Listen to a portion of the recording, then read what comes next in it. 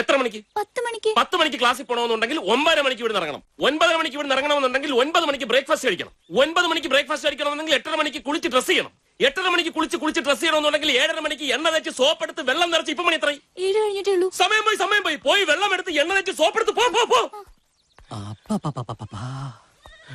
എന്താ പ്ലാനിങ്?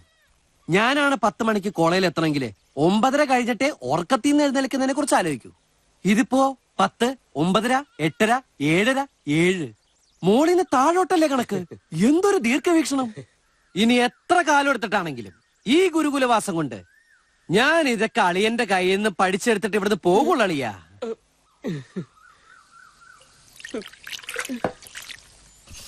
ഇന്ന് പുട്ടാണോ? അതെ. എന്റെ മനസ്സമാനം മുഴുവൻ പോയടി. എന്താ പുട്ട് വേണ്ടേ?